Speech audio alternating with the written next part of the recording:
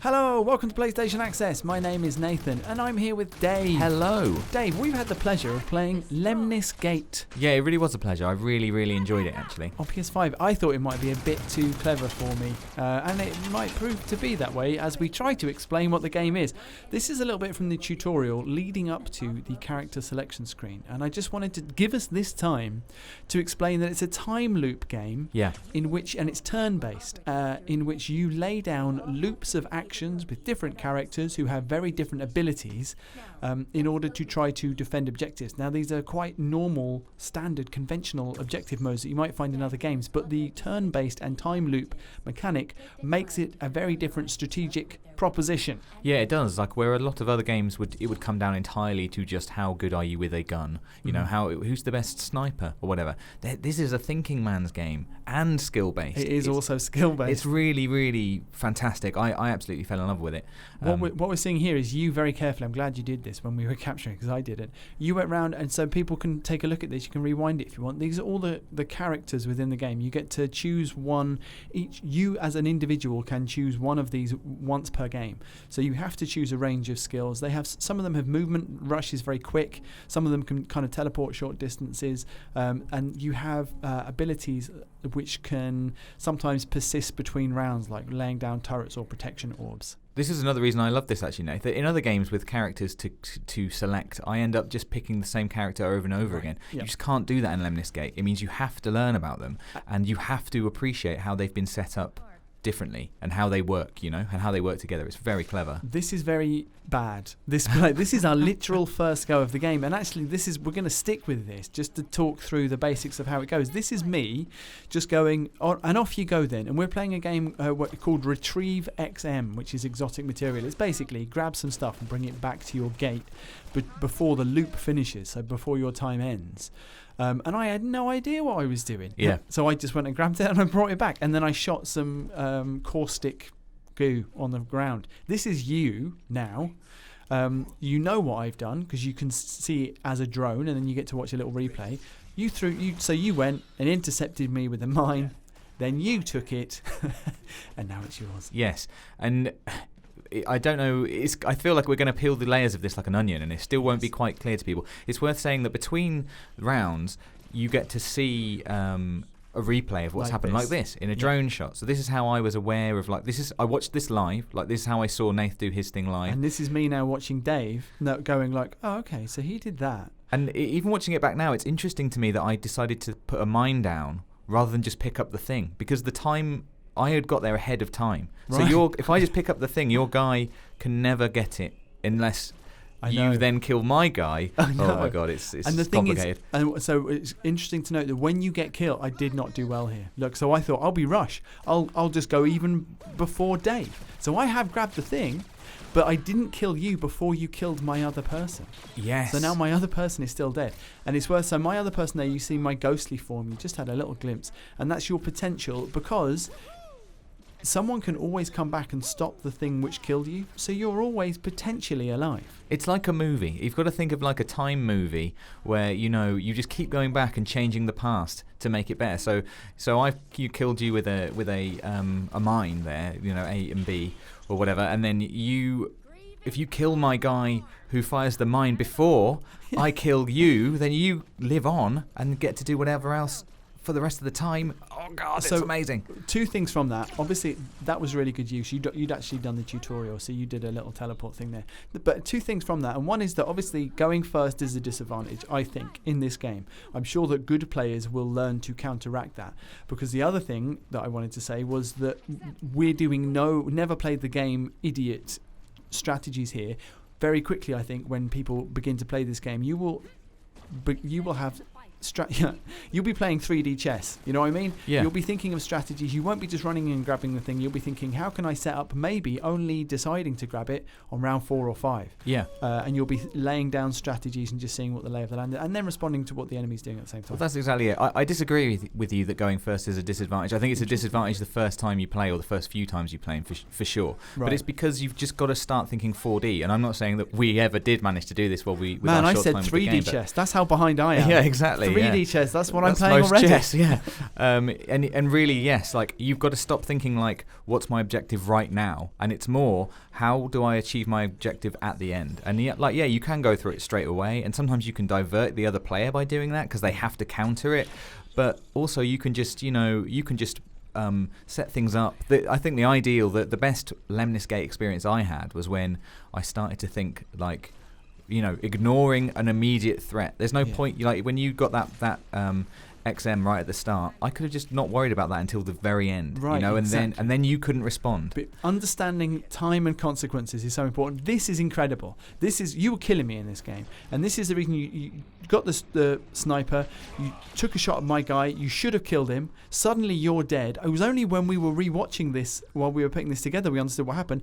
Here's a replay, Dave. You were so unlucky. You should have beaten me 2-0 in this game. I didn't recognise this at the time. I did not realise at the time. You're dead. What had happened? You're already I didn't dead. realise I was dead. I was like, "Where's the?" So thing? here's the slow-mo. What happens is you go into zoom using your character's special ability. You've got me lined up for a nice headshot.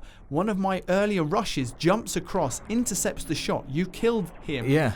There's his body on the ground. Then you walk over my mine, which I put down. Oh. And then you're dead. And I didn't realise that. I thought the mine was the objective. I thought I had the objective, and I was like, going back to base. Another day at the office. It's like a miniature version of the Sixth Sense. You just didn't realise you were dead. I didn't realise I was dead. And had there been more rounds, I could have righted that wrong. Right. Maybe. If you'd killed my rush before it took your bullet, you'd have killed the guy on the walkway. Yes. It's really an impossible game to talk about in any way. I feel like people must be like, just what are they talking about? Well, I wanted, and this is why I've gone from basics in this, because this is the 1v1 mode. And what we're about to see after this ends is there's a 2v2 mode, but there's two 2v2 modes. So me and Dave teamed up against some people who were running the event, and you get to play that turn-based as well, where only one individual player is running around laying down an action loop at a time. But then right at the very end of the video, you'll see it's a players play together. They haven't thought of a cool name for it yet. Players play together, where is me and Dave and our enemies playing simultaneously. No, that's wrong. Me and Dave are playing simultaneously in every round, and then they take their turn, but together. So you can sort of join things up. It just becomes incredibly complicated incredibly quickly. We're seeing this play out now. I've sort of lost the thread of it, but here's an overview of everything that's happened. This is only the first half, because then there's another half where you go first. Yeah. But I haven't showed that just because I wanted to get the basics down. We basically ended up 1-1, and it was all down to that one thing in the middle. 2-2. I was extremely lucky. I did nothing good. I didn't understand there's going to be a meta for this game where people are able to build little, you know what I mean, like a little house of cards, and then just pull one thing away, and the whole rest of it's going to. I think that's exactly right. I know we've already talked about chess, and maybe it's a lazy kind of analogy, but it really is because like chess, and I don't claim to know anything about it, but I've watched the Queen's Gambit. Players will, but there's misdirection, there's setting up a move, right? There's like hiding your cards, kind of like just like you say, exactly like that, setting traps and things that you suddenly reveal what your plan was all along. And there'll also be reactions, like my basic one is you can be a fast man or a sniper man, and really disrupt from the beginning. So now we're 2v2 turn-based on a different level. This one is slightly different. There are two things on the map which they're trying to defend and we're trying to destroy. It's called Seek and Destroy. Yeah. And you can see these players are more experienced than us, and so for defense he's come out immediately and put down damaging radioactive waste around, so you can see A there, which we want to go in and destroy. He's guarding that area, basically. That's like a kind of a still basic but like first step. This is Dave now, laying down protection orbs, and I guess you're thinking I guess you're thinking there was stopping yourself from getting sniped on the way.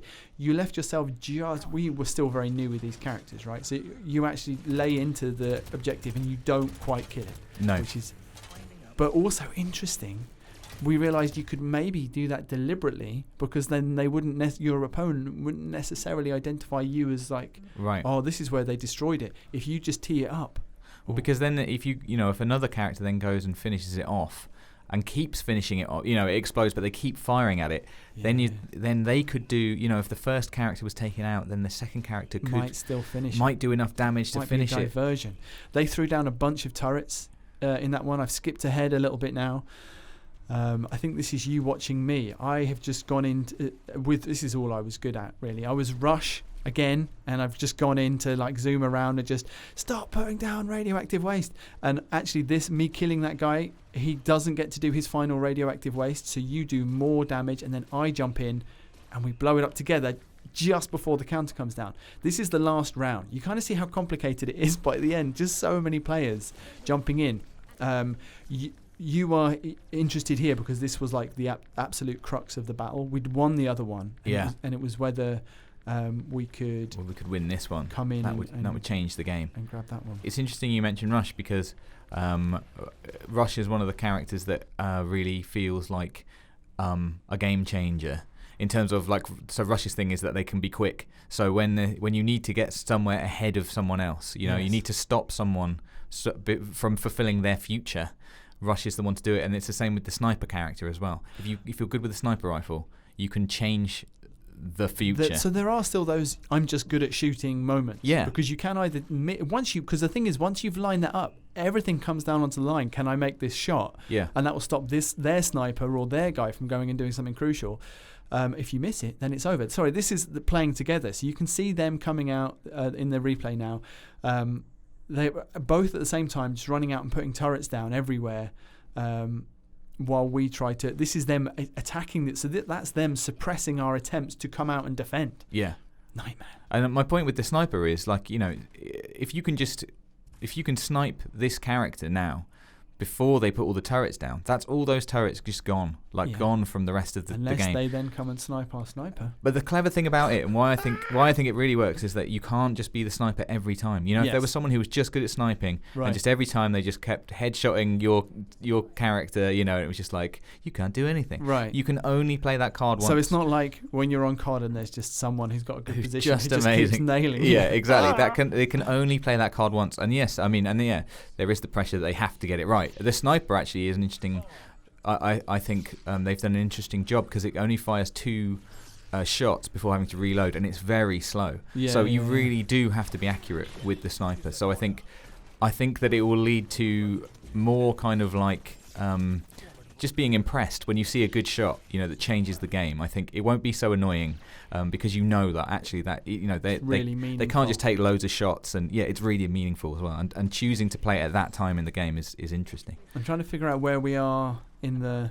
This is our last bit of catch-up. We're nearing the end of the video. This is you taking a sniper shot, and I can't. I think you definitely got the. Oh no, it's not. Sorry, you're shotgunning. This is you securing the left-hand side for us. Yeah. I did it's hard to. You just have to remember that these characters that we're seeing that are whole, they're not being live played by someone. Their actions have already happened. I was watching, then and going like, why isn't that guy running out the way or whatever? And it's because when he made those moves, I wasn't there.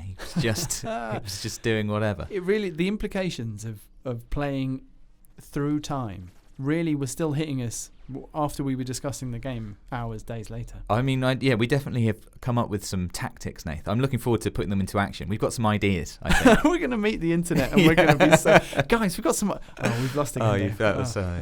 Okay. Well, that's a little preview of Lemnis Gate. I do hope that at least tantalize. I think you have to play it to get the kind of to fathom the depths that are possible with the game. But that is mine and Dave's hands-on with it. We really enjoyed it. We're looking forward to playing more. Look, let us know in the comments what you think of the game. It's very unusual. It's out this summer. Give us a like if you enjoyed this video, and stay tuned to PlayStation Access for more like this.